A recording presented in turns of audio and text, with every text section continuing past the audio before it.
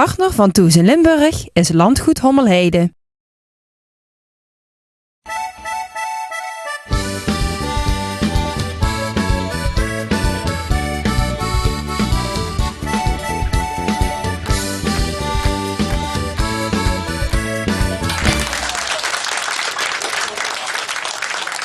Ja, hartelijk welkom bij weer een nieuwe uitzending van Thuis in Limburg vanaf Landgoed Hommelheide. Het zonnetje schijnt wel lekker, het wordt een fantastische show, toch? Ja, de zwembroek ligt klaar, maar we moeten nog eerst even werken, Wendy. Dus we hebben fantastische gasten. Absoluut. Ik heb onder andere Patrick van den Broek te gast, gedeputeerde van de provincie Limburg, van het CDA. En we hebben natuurlijk fantastische muziek vandaag, namelijk van niemand minder dan Django Wagner. Dus daar gaan we lekker van genieten. En jij? Ja, de sport zorgt voor de slagroom op de taart, zoals dat heet. Wij hebben de nummer 5 van de afgelopen Olympische Spelen in de schietsport. Brunsumer Peter Hellebrand schuift hier dadelijk aan. Maar we hebben eerst ook nog een mooie reportage over de gemeente Peer. Daar zijn we namelijk op stap geweest. Laten we u diverse reportages van zien. Maar wist u bijvoorbeeld dat Pieter Bruegel, de schilder, daarvan afkwam? Maurice? Ik het niet. Nou, laten we gewoon gaan kijken.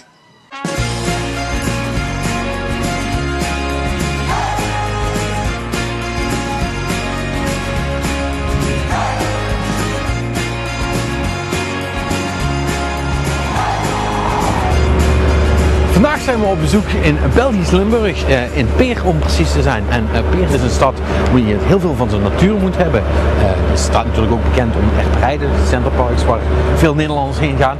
Maar Peer heeft een heel andere belangrijk iets wat het heel erg definieert. En dat is namelijk deze man, Pieter Bruegel. Die is zo belangrijk, deze schilder, dat hij zijn eigen museum heeft. En daar ga ik vandaag even kijken.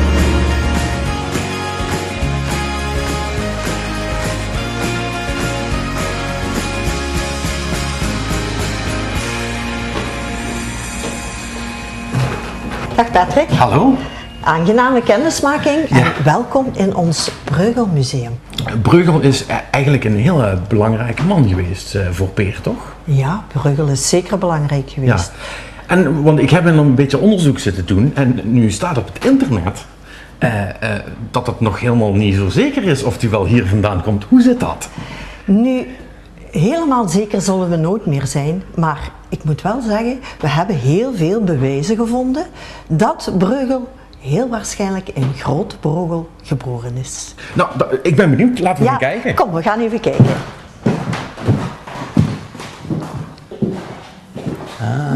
Dit is het schilderij De Vlaamse Spreekwoorden. De Vlaamse spreekwoorden? De Vlaamse spreekwoorden, zo wordt het eigenlijk genoemd. Worden hier dan ook spreekwoorden in, of zitten die hierin verwerkt? Of hoe moet ik dat zien? Ja, Bruegel heeft ongeveer 100 spreekwoorden op dit werk gezet. Dus elke groep figuurtjes beeldt een spreekwoord uit. Ah ja, ik zie hier de gedempte put en het kalf. Ja, als het kalf verdronken is, dempt men de put. Ja. Dat valt me nu wel ook direct op. Hè. Er zit heel veel detail in, hè, wat hij doet. Bruegel was een echte detailist. Hè. Je moet eigenlijk die schilderijen bekijken van veraf, om het geheel te zien, maar je moet die ook heel dichtbij gaan bekijken. Als je naar een groot museum gaat waar de originelen van Bruegel hangen, dan moet je daar een stuk van afblijven. Want voor de goede orde, dit zijn niet de echte werken, hè? Want dat is natuurlijk onbetaalbaar om die allemaal bij elkaar te hebben. Dat gaat helemaal niet. Dat gaat niet. Want hij is Bruegel heel populair, zeg maar? Is hij in de maat van Gogh? Of hoe moet ik dat zien? Zeker nu. Wel, in de tijd dat hij zelf aan het schilderen was dat niet zo. Ja, maar dat is toch bij geen enkele schilder geweest? Nee, dat is waar, ja. Maar nu is hij, de waarde van die schilderij, dat is niet meer te schatten. Hè. Wij kunnen echt, Peer kan zich dat niet veroorloven om 1 origineel van Bruegel te kopen. Hè. Zit er geen één in de hele geen stad? Geen enkel. Maar we hebben hier 41 kopieën van de originele van Bruegel. Maar dan wil ik meer zien. Het volgende werk staat hier net achter ons. Kom maar mee. Dit heeft hij geschilderd 1557. Want dit lijkt veel rustiger en leger. Ja, dat is ook, ja. Maar dit is een landschap wat hij geschilderd heeft. Het landschap met de parabel van de zaaiende boer. Zo heet dat werk.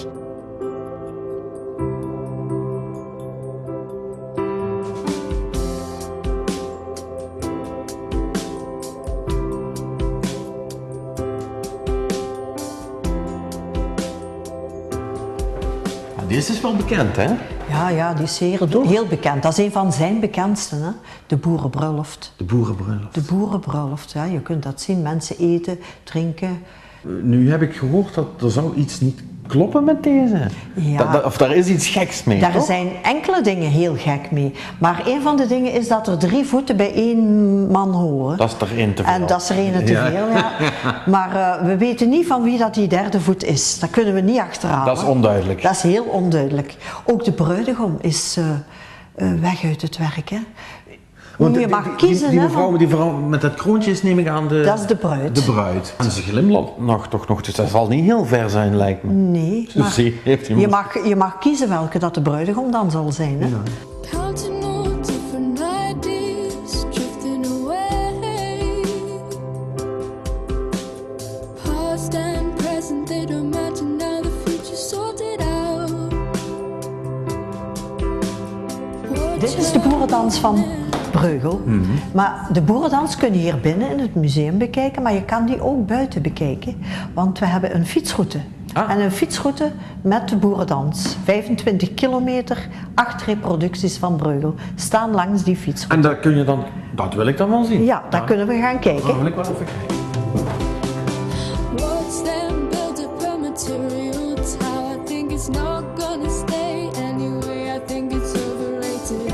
For a minute though, I couldn't tell how to fall out. Hier aan de overkant van de weg vinden we de eerste schilderij van Pieter Bruegel op het fietsroutenetwerk. Hè. Oh ja. De fietsroute, de Bruegel-fietsroute, 25 kilometer en die start hier. Oké. Oh, hij staat hier ook op. Ja, hij staat daarop. 25 kilometer, 8 reproducties van Bruegel langs die fietsroute. Ja, dus het is een goed excuus om een rondje rond de buurt te maken. Hè? Natuurlijk, ja zeker. En je kan zelfs een fiets huren bij Toerisme Peer. But my head's still spinning.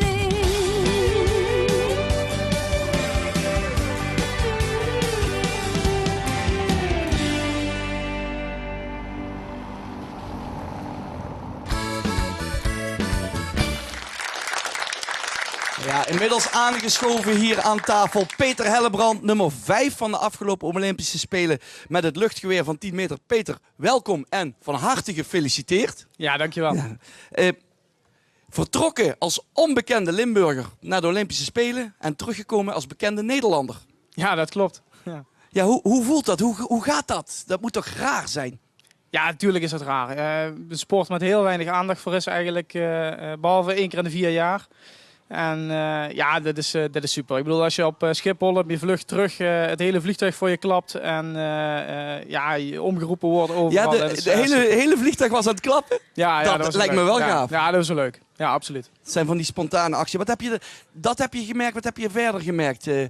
Thuiskomst, ik neem aan dat de gemeente Brunsum met de bloem aan de deur stond. Nee, nog niet. Dat zal nog wel komen, denk ik. Bij deze gemeente trekt dat even recht. Maar verder... Nee, ja, tuurlijk. Mijn familie stond op me te wachten. Dat is heel erg leuk. En aan de andere kant, zeg maar eens even familie wat verder van je af staat. En vrienden, een heleboel kaartjes en bloemetjes gekregen. En, ja, super. En dan de reacties uit de buurt. Mensen die je niet eens kent, waar je een kaartje van krijgt. Wat super gedaan. En ja, dat is super. Dat is echt leuk. Je hebt echt het schieten wat dat betreft op de kaart gezet. Je zegt 1 keer in de 4 jaar, maar tot heden zijn we eigenlijk nog nooit zo succesvol geweest. Daarbij heb je in de finale ook nog de perfecte score geschoten, 10,9.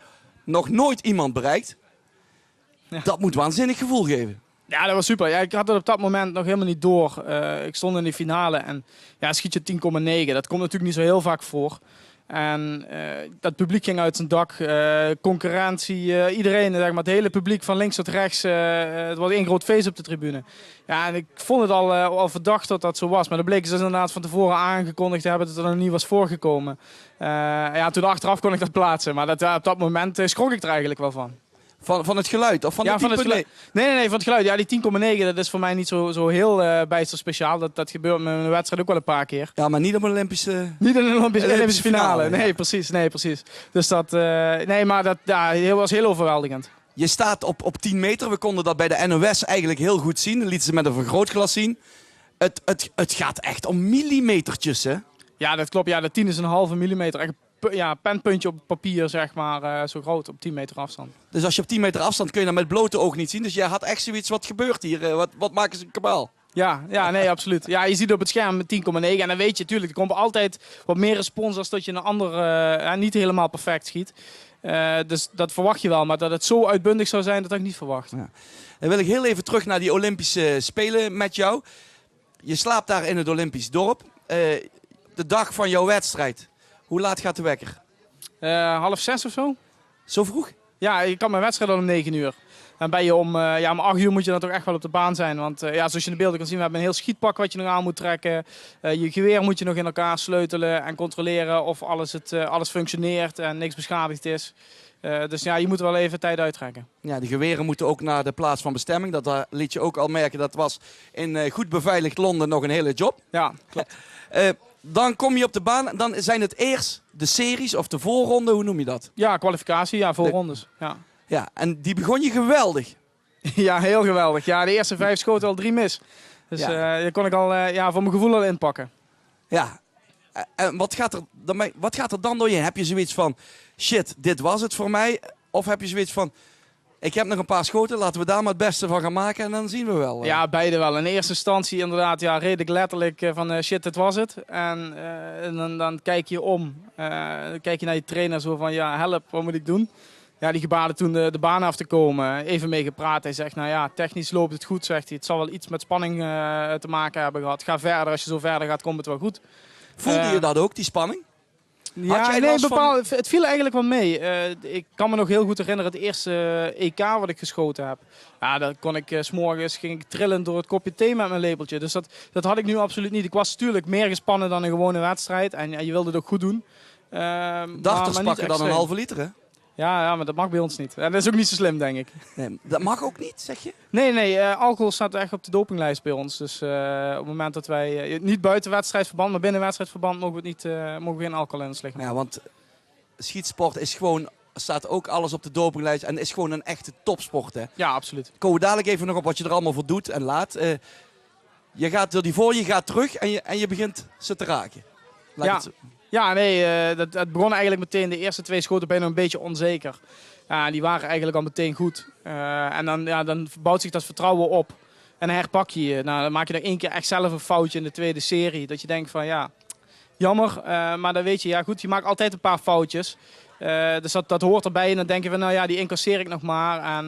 Maar wist je dat het goed genoeg was voor de finale toen al voor jezelf? Of had je zoiets afwachten? Nee, afwachten. Luister, kijk, als je van de 60 schoten zat ik zeg maar eens even op schot 15 toen dat door me heen ging. En dan weet je ook van ik moet er nog 45 tot het eind. En als je op 15 er al 4 gemist hebt en je moet er nog 45 doen zonder een te missen. Dan weet je dat bijna een onmogelijke opgave is. Ik heb het al eerder gedaan, dus ik weet ook wel dat het mogelijk is. En je zet alles op alles om het voor elkaar te krijgen. Maar je weet, al is het laatste schot, dan is je hartslag zo hoog. En dan weet je dat het risico zo groot is dat je dan nog 9 schiet. Als je het al redt tot het laatste schot. Dus je weet dat het heel moeilijk wordt. Ja. Je kwalificeert je dus voor de finale. Hoeveel tijd zit er dan tussen?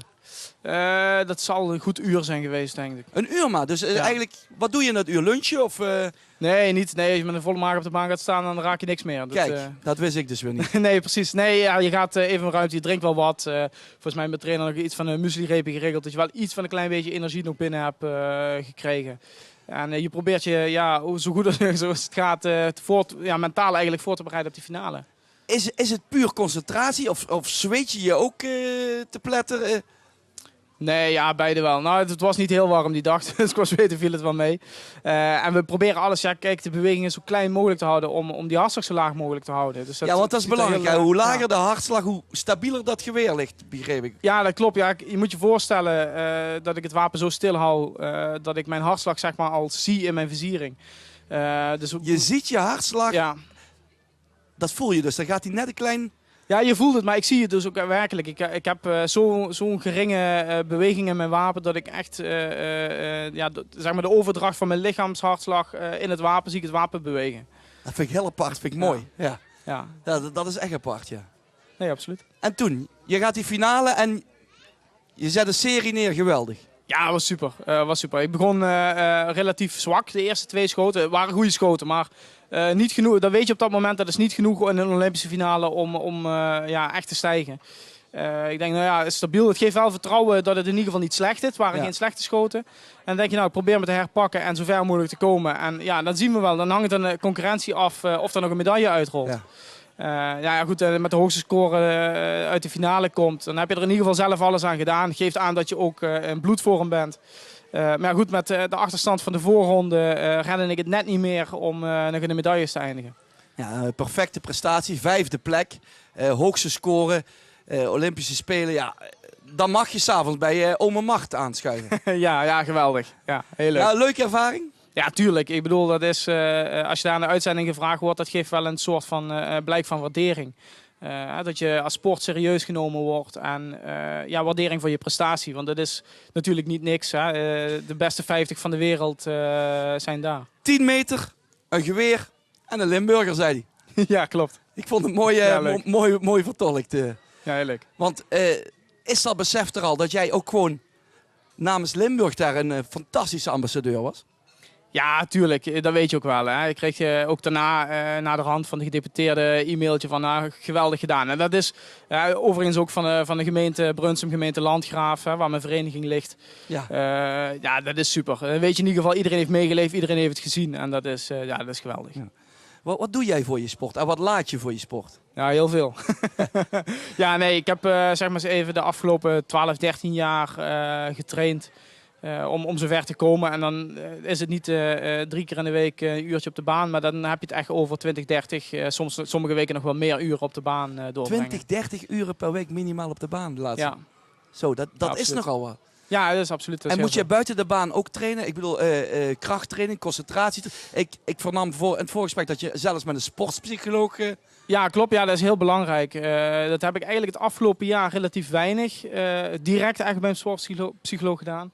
je lijkt ook in balans, hoor. Ja, nee, Dat blijkt is ook. echt. Nee, natuurlijk. Maar daar heb je naartoe gestreefd om een bepaalde gemoedstoestand te Ja. creëren. En dat gaf ik net al aan.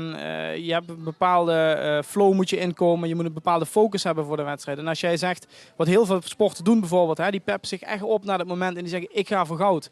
Dan giert die adrenaline door hun lijf en ze gaan net nog iets harder. Als je dat bij het schieten doet, dan probeer je het af te dwingen. En dat gaat dus echt fout. Het gaat valikant fout. En dan kom je niet eens in de finale. Dat zie je ook heel vaak. Hè. Voormalig winnaar komen er niet in. Ja.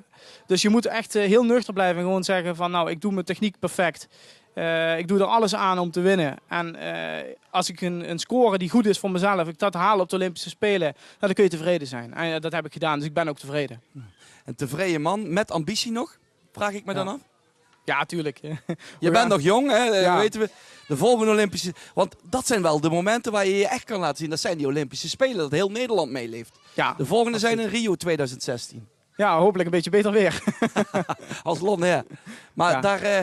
daar ga je er helemaal naartoe leven. Ja, tuurlijk. Ik ga proberen me te plaatsen. Het plaatsen is al heel moeilijk binnen onze sport. Want we hebben, de topveld is breder dan bij vele andere sporten. Ja, je zei Dus, 30 medaillekandidaten waren Ja, ongeveer. minimaal. Echt, Ja. die echt om de medailles meedoen. En dan heb je nog eens een man of 20 die ook akelig dichtbij komen. Dus, er zijn 26 startbewijzen te verdienen, zodat je echt direct gaat. Je direct zelf plaatst. Ja, en als je dat dan afzet tegen 50 man die zo'n startbewijs kunnen verdienen, is dat al heel moeilijk. Dus ik was van tevoren al heel blij dat ik mocht gaan. Nou, Limburg, ik zei het straks al, heeft van je genoten. Ik bedank je alvast voor je komst hierheen. Wens je veel succes op je weg naar Rio. Wij gaan ook nog even genieten en dat doen we met onze artiest van vandaag. En dat is Django Wagner met zijn hit Kali.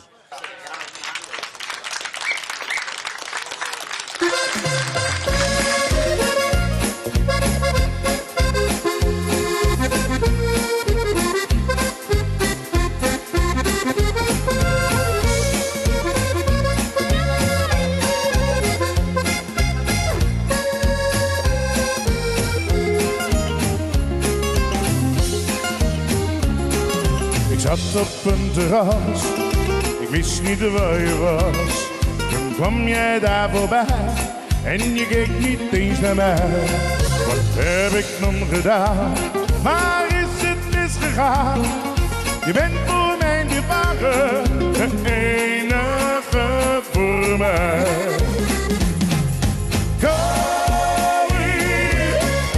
Ik mis je, Kali. Mooiste vrouw van mijn dromen. Ik hou van jou,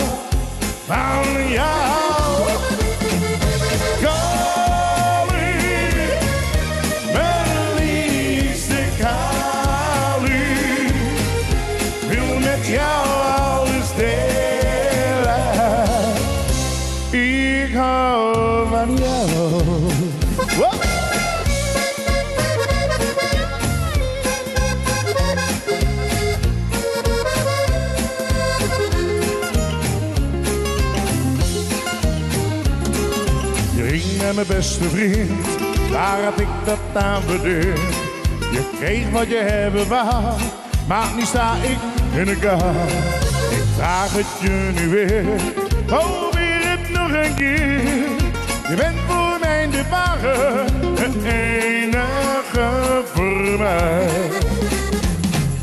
Kom hier, ik mis je Kalu, mooiste vrouw van mijn dromen.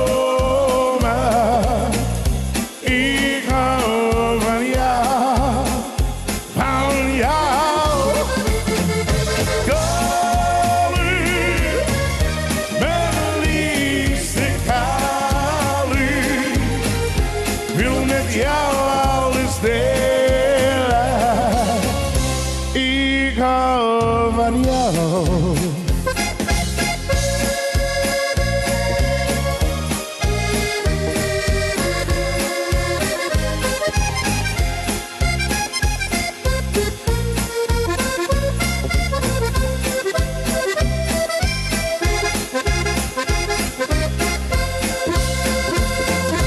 Kom hier, mijn liefste Kalu, wil met jou alles delen. Ik hou van jou, alleen van jou.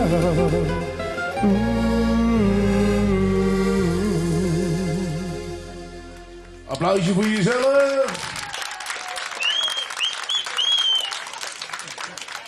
En inmiddels is bij mij aangeschoven Patrick van der Broek, gedeputeerde van de provincie Limburg. Welkom. Ja, in Dankjewel. de portefeuille heeft u natuurlijk het ruimtelijk beleid, milieu- en waterbeleid en duurzaamheid. Maar u zit al heel wat jaren in de politiek. Het is eigenlijk allemaal begonnen in 1988, heb ik begrepen, op vrij jonge leeftijd. U zat nog op de middelbare school. Ja, dat klopt. En toen bent u bij het CDA terechtgekomen. Ja, dat klopt. Hoe is dat zo gekomen?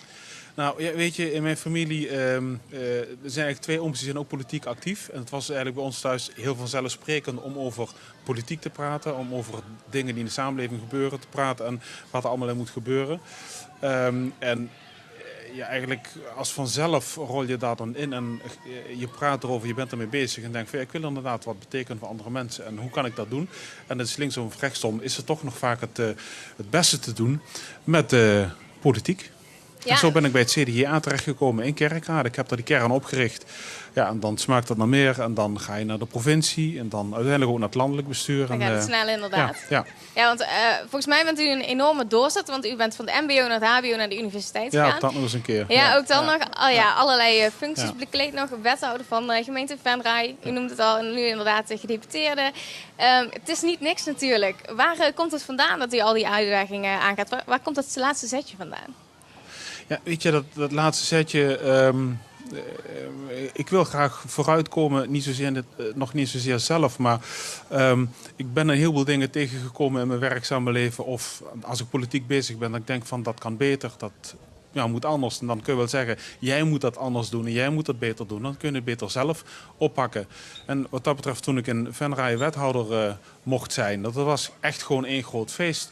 Om gewoon op een plek te zitten waar je het verschil kunt maken en waar je dingen kunt veranderen, waar je ook echt iets voor mensen kunt betekenen. Ja, en nou, u kwam bij het CDA terecht als gedeputeerde in een tijd dat er best veel onrust was binnen de partij natuurlijk. Een nieuwe coalitie werd gevormd met de PVV. Hoe heeft u dat aangepakt? Nou ja, kijk, we hadden verkiezingen. De PVV had enorm gewonnen in Limburg. En het is ook niet meer dan vanzelfsprekend dat zo'n grote partij ook in een coalitie gaat zitten. Ook onderdeel gaat uitmaken van gedeputeerde staten. Binnen mijn partij was men ook op zoek naar verjonging, maar wilde wel een stuk ervaring hebben. Nou, die ervaring bracht ik in als wethouder. En verjonging, ik ben wat jonger dan zijn we de gemiddelde politicus. In ieder geval nog onder de 50, ruimschoots. Zo heb ik daar de mogelijkheid gekregen om inderdaad gedeputeerde te worden. Binnen zo'n ontzettend roerige tijd. U bent dan inderdaad op politiek gebied wel een man van de uitdagingen. Ook op andere gebieden, privé gezien? Bent u iemand die uitdagingen niet uit de weg gaat? Nee, ik ga ze niet uit de weg. Maar mijn gezin zegt wel eens vaker... het was ook wel leuk als je thuis wat meer uitdagingen zou oppakken... dan alleen maar aan je werk. Dus, ja, u wordt er wel gemist af en toe. Ja, nou, ik was 2 avonden geleden kwam ik, had het daar toevallig over, ik kwam weer om 11 uur thuis. En toen vroeg mijn vrouw nog van, mijn zoon was nog op, hij is 13, even nog vakantie, dus had eigenlijk al in bed moeten liggen, maar alleen. En toen vroeg mijn vrouw ook zo van, goh Rowan, wat vind je dan ervan dat papa zo laat thuis komt? En toen vond ik wel schattig, zei van, ja maar mam, hij doet ook wel goede dingen. Dus dan is het ook wel thuis. Wat dat betreft krijgt hij dat toch wel een beetje mee en begint hij daar mee te maken hoe dat allemaal gaat. Ja. Dat is wel mooi om te horen, toch? Ja. Maar dit is gewoon een cliché, maar het is waar. Als je van thuis niet de ruimte krijgt om zoveel tijd in je werk te stoppen, dan wordt dat niks. Ja, we komen dadelijk nog even daar ook op terug. En nog heel even terug, de coalitie met de PVV heeft natuurlijk maar kort geduurd. Ja. Er is nu een coalitie gevormd zonder de PVV met de PvdA. Hoe kijkt u nu terug op de vorige coalitie? Ja, echt met gemengde gevoelens. Ik ben echt aan die nieuwe coalitie begonnen. Zoals ik net ook al aangaf, een nieuwe partij. Heel veel zetels binnengehaald. Dus ook daarmee samen gaan werken. Het CDA is natuurlijk een partij die altijd heel graag regeringsverantwoordelijkheid neemt. We hebben ook die traditie. We hebben er ook de ervaring in. Maar als je daarop terugkijkt, dan was het feitelijk een coalitie van incidenten. En dan ging het weer over een haatpaleis. En dan ging het weer over een stuk halalvlees. En vul maar in. Ja. Het ging iedere keer weer over incidenten. En niet over de dingen die je wel moet doen in Limburg. Zorgen dat de werkgelegenheid in Netcar blijft. Zorgen dat wij gewoon beveiligd zijn tegen hoogwater. Het is 93, 95 hebben we hoogwater gehad. Limburg is nog steeds niet volledig beschermd tegen het hoogwater. Daarover moest het gaan. Maar daar ging het maar zo ontzettend weinig over. En in die zin ben ik blij dat we die periode kunnen afsluiten. En ik zeg dat ook vooral ook met respect naar mijn 2 PVV-collega's in het college. Want ook zij wilden graag vooruit, wilden graag de goede dingen doen. Maar als je steeds maar weer met dat soort incidenten bezig bent... Kom er ook niet meer vanaf. Nee, en als ik in Den Haag kwam of op andere plekken, dan ging het iedere keer weer over het gedoe. En niet over hoe je Limburg goed plaatst in Nederland. En hoe je ook het geld ophaalt in Den Haag om in Limburg daar de goede dingen voor te doen. Ja, dat in Limburg natuurlijk. De landelijke verkiezingen die staan ook voor de deur. Ja. Hoe ziet u de toekomst van de partij, van het CDA?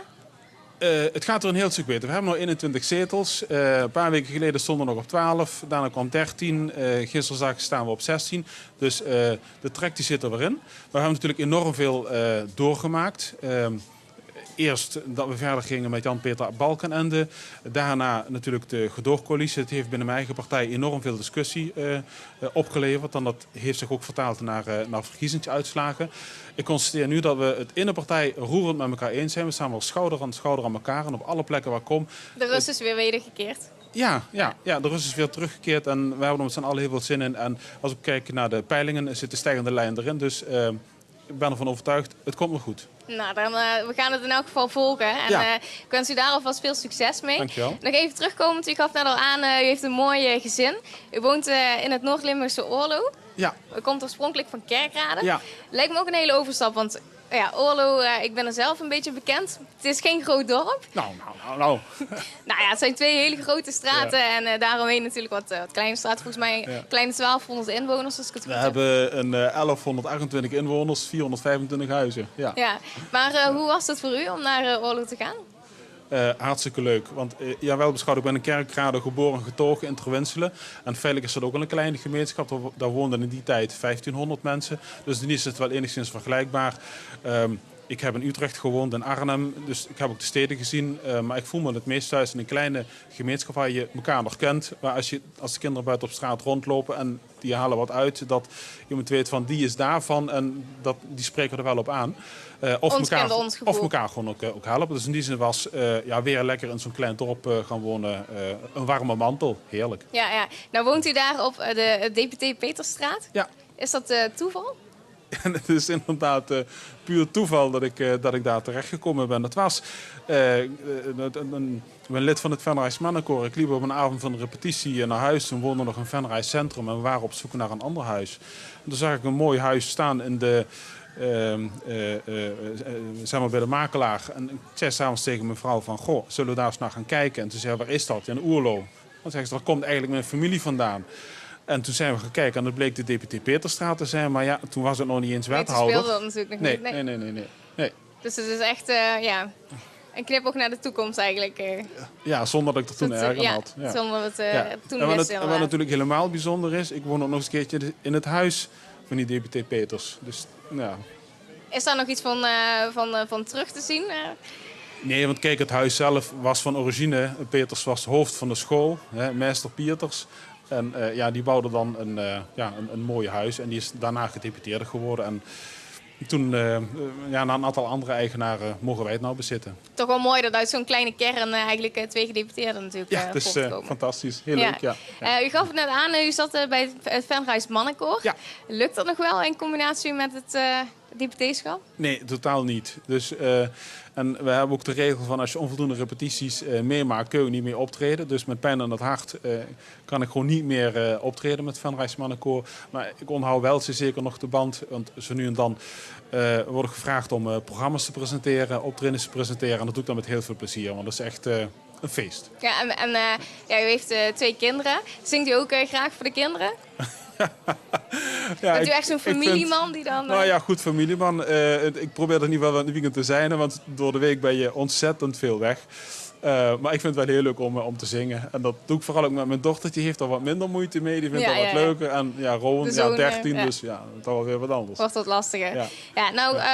Staat Oorlo is het op zijn Limburgs natuurlijk. Ja. Oorlo ook bekend dat ze de landelijke primeur met het piepschuimhuis hadden. Dat heeft natuurlijk ook weer met duurzaamheid te maken, wat in uw portefeuille zit. Ja. Heeft u dat zelf ook op de voet gevolgd of dat toch niet? Ja, zeer zeker, want ik was dan ook in die tijd wethouder. En toen de initiatiefnemer naar mij toe kwam, want het voldoet natuurlijk weer aan geen enkele regelgeving, zou ik bijna zeggen. Hè? Want het zijn feitelijk huizen die ook al in mediterrane streken en zo gebouwd worden. Maar voor Nederland is dit buitengewoon uniek. En daar moesten weer de nodige regels voor aangepast worden. En ik dacht van verdorie nog aan toe, het is een heel goed concept. Absoluut. Dus daar hebben we wat dat betreft ook als gemeente toen een bijdrage aan kunnen leveren om het wel te realiseren. En dan staat het er. Ja, zou u zelf in zo'n huis willen wonen? Nou ja, ik woon nou in een oud huis, gebouwd in 1920. En dus vooral ook de charme en de traditie van het huis, wat ik daar zo ontzettend leuk aan vind. Maar ik denk alles bij elkaar dat ook in een heel modern huis, dat ik me daar ook uiteindelijk zou kunnen thuis voelen. En als u nou kijkt naar zo'n vakantiepark, staan natuurlijk ook mooie huisjes en alles. Ja. Bent u iemand als u op vakantie gaat die in zo'n huisje gaat zitten of toch iemand van de camping? Nee, van de camping. Mijn vrouw en ik hebben, toen we nog studeerden, hebben een tent gekocht. Dat was een piramidetent. 2 volwassenen, 2 kinderen. En daar kon je rechtop aan staan. Dat was ook al een luxe ten opzichte van de tent die we daarvoor hadden. En met diezelfde tent, dus die is ondertussen 20 jaar oud, gaan we nu wel met 2 kinderen op vakantie. Die doet het nog steeds? Ja, heel primitief. En daar geniet ik enorm van. Thuis heb je de luxe van een mooi bed en televisie in een hele rimram. En op vakantie gewoon primitief en met elkaar. En is dat dan vakantie in eigen land of toch ook naar het buitenland met de tent? Nee, dit is eigenlijk per definitie Frankrijk. Want als ik dan met vakantie ga, dan wil ik ook geen kranten zien, geen Nederlandse radio horen. Dat ik ook echt zoiets heb van, ik ben weg, nou even ontspannen. Met mijn kinderen, met mijn vrouw en daar de leuke dingen mee doen. Ja, met het eigen dorp denk ik dat qua sfeer en alles het ook al best wel ontspannen is, toch? Daar is het hartstikke ontspannen. Ik bedoel, die keren dat ik dan de voortuin kan schoffelen, dan moet ik altijd meer tijd in plannen. Ja. Omdat je altijd een hele tijd zat te kletsen. Een ontzettend gezellig dorp, ja. Nou, mooi om te horen in elk geval. Ja. Hartelijk dank in elk geval voor dit gesprek. Ik wens u nog succes met het deputeeschap verder, hoe het allemaal gaat lopen. En houdt u ook een beetje van de muziek van Django Wagner of niet? Ik vond het heerlijk om naar te luisteren. Het is dat we nu overdag zitten en dat ik nog aan het werken ben. Maar ik had er ook nog graag een pilsje bij gehad. Ik vind het echt feestmuziek. Oké, nou we gaan straks nog meer van hem horen. Maar eerst gaan we nog even naar een item. We hadden het net even over het plattelandsgevoel. Ook een beetje in Oorlo. Maar waar het ook terugkomt, dat is in het Belgische Peer. En daar zijn allerlei activiteiten te beleven. En daar gaan we even naar kijken. I'm going back to a time when we owned this town. Ik ben nu in Peer in de Breugelhoeve. Dat is een oude boerderij die is omgebouwd tot manege. En hier draait ook natuurlijk alles om natuur en paarden.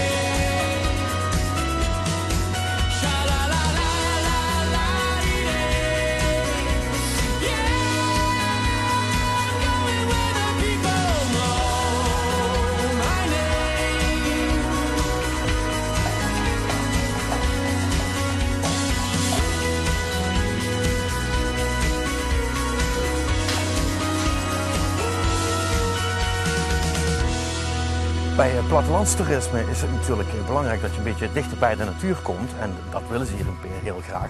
Alleen is het dan wel ook handig dat je weet waar je naar aan het kijken bent. En daarom hebben ze eigenlijk speciaal voor kinderen de Bazaar Kastaar. Dat is een soort van leerexpositie. En dan kun je kijken wat is in de natuur.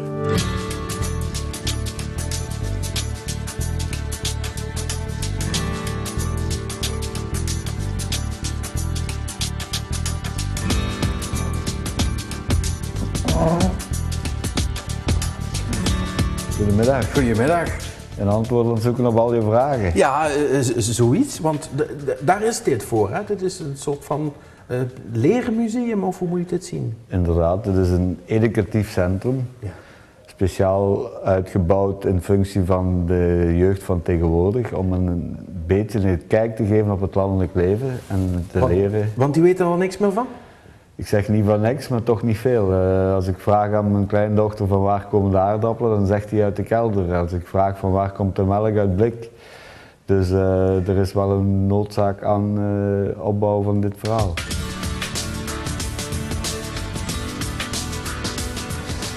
En als je nu dit gebeuren in thema's zou moeten indelen, wat zou dat dan zijn? Wat leer je de kinderen dan nu echt? Het gaat eigenlijk om 4 accenten. Enerzijds het zuivelgedeelte, de producten die van de melk gemaakt worden. We hebben de bedrijven zelf, de varkensbedrijven, de rundveebedrijven. Hoe dat in elkaar zit? Gemengde bedrijven zelfs. Mm-hmm.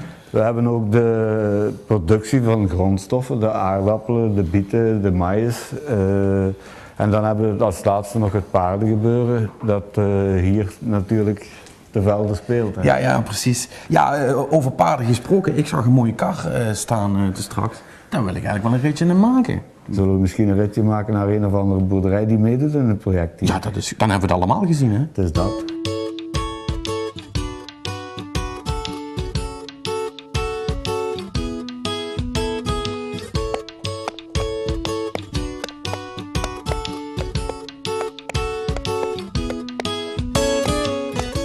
Nou Jo, het ritje is super gezellig, alleen ja, het weer dat speelt even niet mee, hè.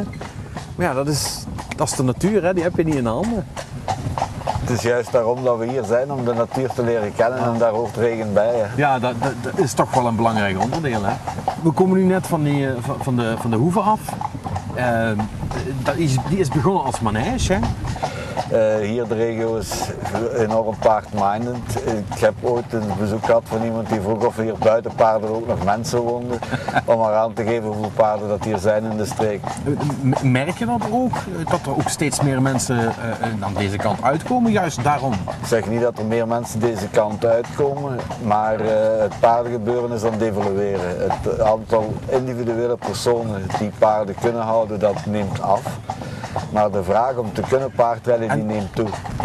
Dus hier komen we langs een hoeve waar de kinderen, als die op plattelandsklassen zijn, terecht kunnen om effectief een actieve boerderij te zien en een actieve boer bezig te zien. Ja, zoals wij nu ook op weg zijn, want wij gaan nog iets verder, hè? Wij gaan inderdaad naar Broekself, dat is een gemengd bedrijf, waar dat zo dadelijk vergast worden op een groep kinderen die daar op kamp zijn. Ja.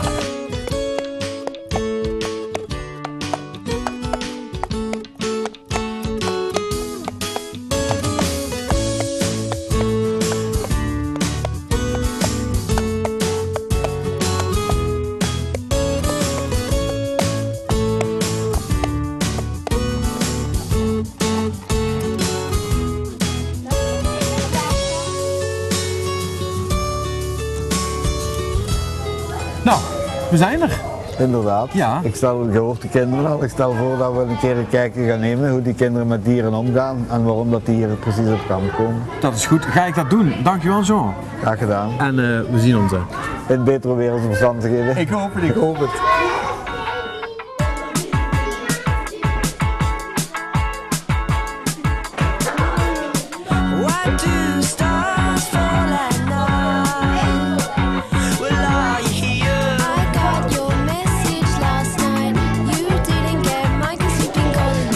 Jullie zijn ook kattenfans, zie ik. Ja. Die zijn lief, hè? Wat hebben jullie nu al geleerd vandaag? We hebben een beetje vragen opgelost.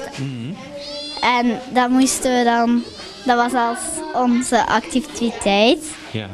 En dan moesten we de weg zoeken om dat op te lossen. En die vragen gingen over de dieren hier op de boerderij. En heb je nu ook al zeg maar een koe kunnen melken of zoiets? Nee. Nee, dat nog niet. Zou je dat wel leuk vinden?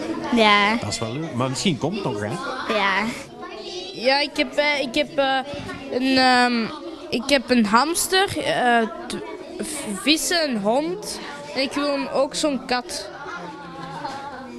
En die zijn zo schattig.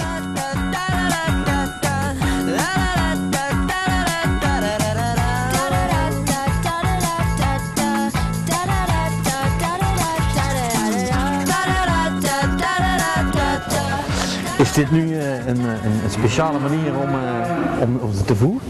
Nee, het is de kinderen leren hoe een koe eet, hoe ruw de tong is. Eigenlijk is dit de manier om kinderen met dieren leren om te gaan. Ja, want dit is jouw boerderij in principe, toch? Wij baten dit samen met mijn zoon, baten wij deze boerderij uit. Ja, en jullie hebben dus de hele tijd eigenlijk allemaal kinderen over de vloer om dus een beetje bewust te maken van hoe dat gaat. Is dat leuk of is dat ook handig? Handig moet je het niet noemen, maar wel heel leuk. Dus we hebben in de zomermaanden 4 weken kinderen op vakantie. Maar het ganse jaar door hebben we hier in Peer heel wat boerderijen die kinderen ontvangen. En het is de bedoeling dat zij leren enerzijds met dieren omgaan, maar dat ze leren waar de melk vanaf komt, waar het vlees vanaf komt, de biggetjes die geboren worden, hoe dat allemaal in zijn werk gaat.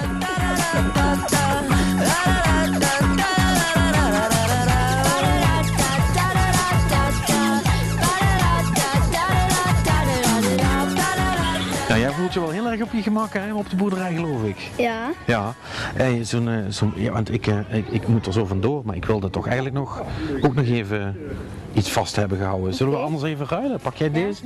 En dan pak ik gewoon zo. Ja. Hoi. Hoi. Hoi. Oh ja.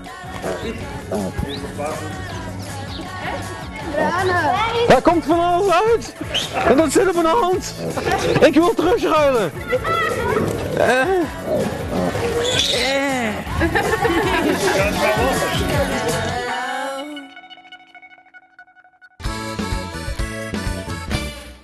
Ja, hier op Hommelheide is het nog fijn vertoeven.